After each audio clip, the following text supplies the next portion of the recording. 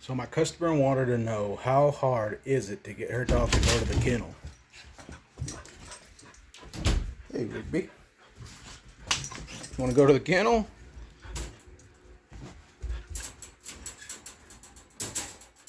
Sit.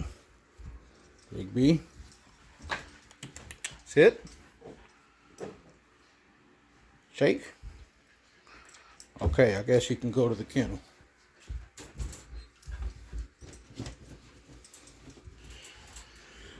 So, it's about that hard.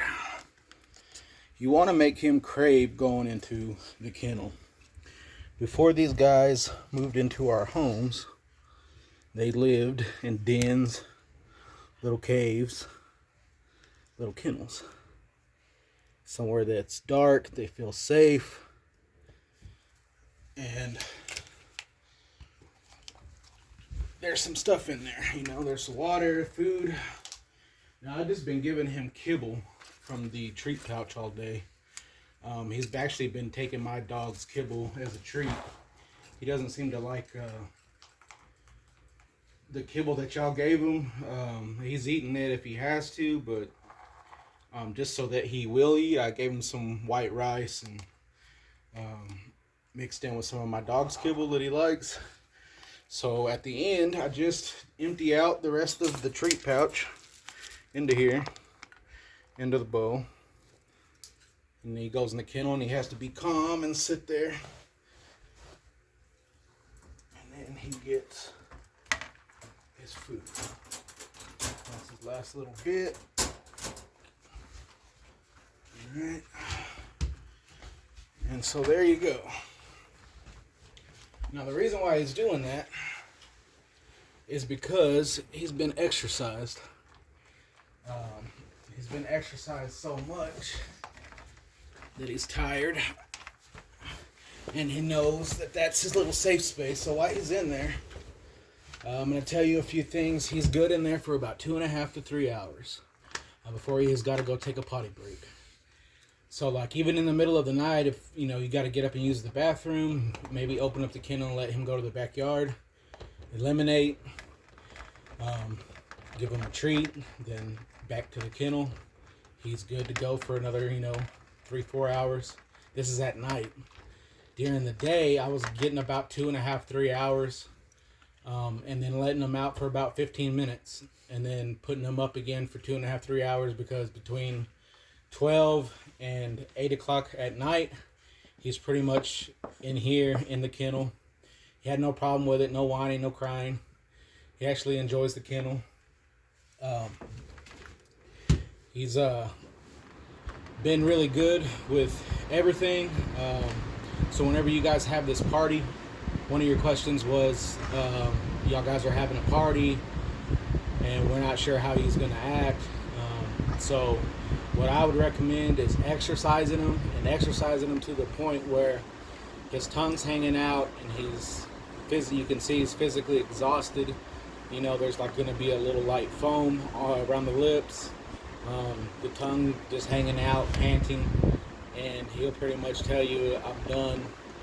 At that point, you take him inside, you give him a treat, maybe give him some praise, some love, and then send him to the kennel with a little toy. And like in there, he's got everything he needs. He's got a long chew, he's got his toy, he's got his last little bit of kibble, some water, of course a pad, and I have a kennel cover. He wasn't doing too good without the kennel cover, and once I put the kennel cover on, he really liked it.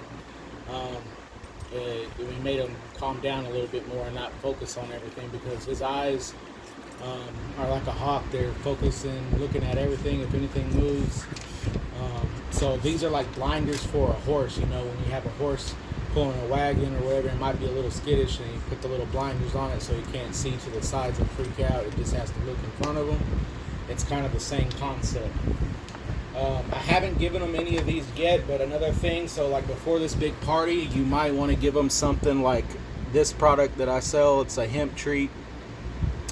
Like I said, I haven't given them any of these. I wouldn't without your permission, but if it's going to be a big thing for him, like to be in there, or a big event coming up that you think he might panic on, you give him one of those, and it's dosage according to weight, and then you'll be able to calm him down a little bit and kind of prepare him for whatever the big event is going to be.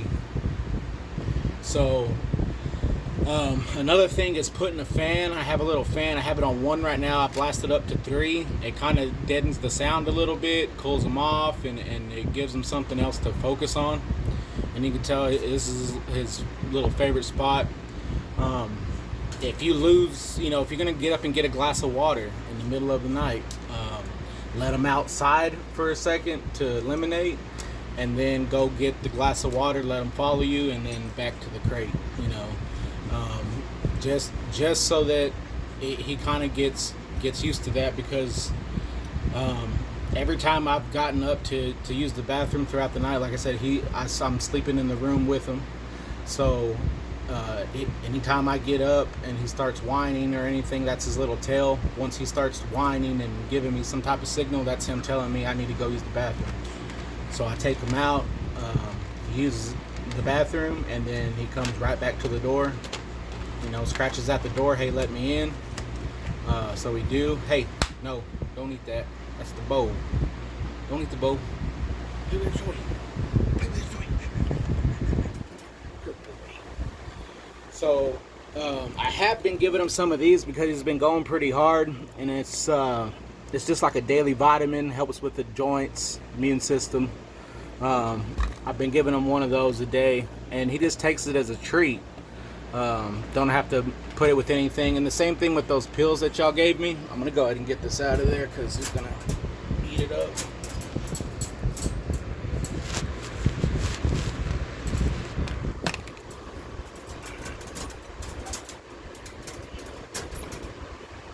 Okay, so I have been giving him one of those a day. And then last but not least is your guys' Dogtra that you ordered. So this is what I've been training him on. The Dogtra 280c Tom Davis edition. This is what's in the box. You got your handheld waterproof monitor. Got your on button. And then if you click it again, it has a blue screen that pops up, and it's so if you're going at night, every time you do a function, it'll light up blue right here on the monitor. And then if you turn it over on the side here, this is your NIC, and then if you hold it, it's continuous NIC, and then this is the boost. And then this is your dial meter. It goes from 0 to 127. Okay, your dog's conditioning level is a level 5. He's operating at a 5. His boost is a +10. And I do that because when he's in the yard, when he's in the home, he's golden on the 5. Great. But once we go out in public and he gets laser focused on something, then it's really hard to break that focus. You can whistle, clap, do a little dance, but he's not breaking that. So that little boost kind of gets him turned around a little bit. And then if not, it has the hyper vibrate. This is the hyper vibrate button. And I've only been using that for extreme, him, when he was chasing my nephew and trying to bite his legs, and things like that, is when I hit this button. That's the only time I've used it. Otherwise, he's just been operating on these. And barely, the only time I've had to use the boost, like I said, is when we were in public, when he came across that group of people, when a little piece of mud fell into the pond, etc. And then this is the monitor that goes around his neck. Okay, it's the monitor, and you see this little button right here. You want to take your handheld. It's got a button on the back. You marry them together, and then this will turn on, and you'll know that it's connected because it'll start flashing green. When you want to turn it off, you marry them together again and wait till this lights up red, and then hold it away for a second, and then if you don't see it blinking or turning red or doing anything, then that means it's off. Okay. This one, it was a little, the band was a little bit big for your pup, so I also got you guys a smaller one, and this one's just in the black. So this is what he'll be fitted with. This is a little about 1.5 inches smaller, and it's still the bungee band, easy fit. Another thing that I like about this monitor, oh, both of these, by the way, I don't know if I mentioned it, are waterproof.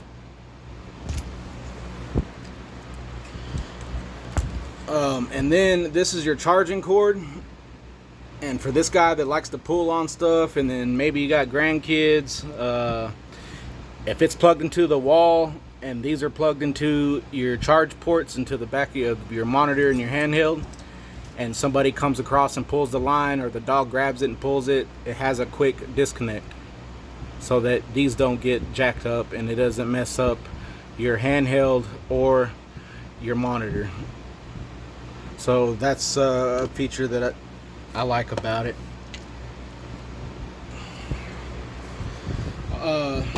And this product is made by Dogtra.